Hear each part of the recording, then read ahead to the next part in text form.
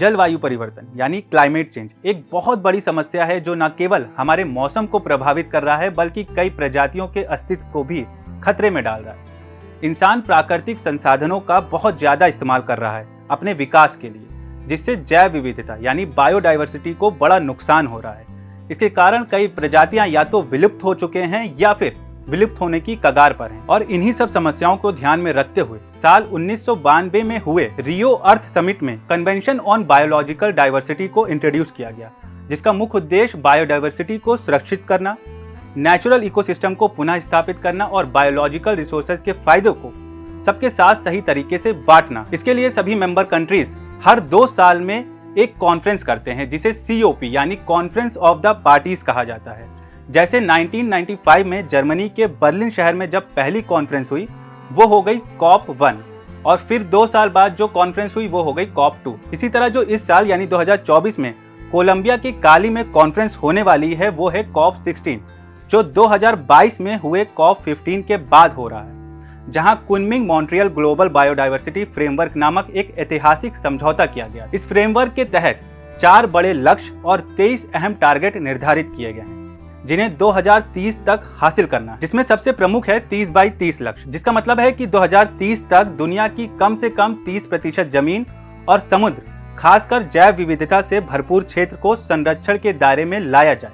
साथ ही 30% क्षतिग्रस्त इकोसिस्टम को बहाल करने का भी लक्ष्य है। दोस्तों, जैव विविधता और जलवायु संकट एक दूसरे से जुड़े हुए हैं। प्राकृतिक संसाधनों के अंधाधुंध दोहन और अनियंत्रित मानवीय गतिविधियों ने दोनों संकटों को और गहरा कर दिया है।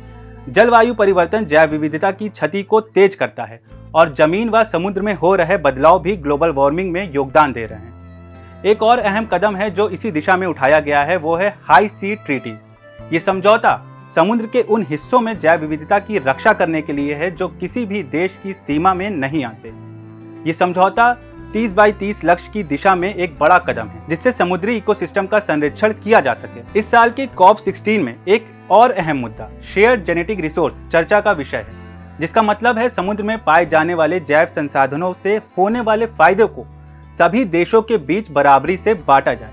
उदाहरण के लिए समुद्र में ऐसे छोटे जीव होते हैं जो दवाओं, विज्ञान और कॉमर्शियल प्रोडक्ट्स के लिए बहुत काम आते हैं और इस बार इस पर चर्चा हो रही है कि किस तरह इन संसाधनों से होने वाले लाभ को सही और न्याय संगत तरीके से सभी में बांटा जाए। जैव विविधता की रक्षा के लिए फंडिंग भी बहुत जरूरी है। कुनमिंग मॉन्ट्रियल फ्रेमवर्क के तहत तय हुआ कि 2030 तक हर साल कम से कम $200 बिलियन जुटाए जाएं, जिसमें $20 बिलियन विकसित देशों को विकासशील देशों की मदद के लिए देने होंगे। इसके साथ ही $500 बिलियन तक की वो सब्सिडी खत्म करनी होगी जो पर्यावरण को नुकसान पहुंचा रही है, जैसे कि ज्यादा मछलियां पकड़ना या जंगलों की कटाई को प्रोत्साहित करना। तो दोस्तों, ये था जैव विविधता पर होने वाले COP16 सम्मेलन का एक छोटा सफर। इस सम्मेलन के जरिए न सिर्फ हमारे पर्यावरण की रक्षा होगी बल्कि आने वाली पीढ़ियों को भी एक बेहतर दुनिया मिलेगी। जैव विविधता और जलवायु संकट दोनों ही बेहद महत्वपूर्ण मुद्दे हैं और अगर इन पर समय रहते कदम नहीं उठाए गए तो इसके परिणाम बहुत गंभीर होंगे।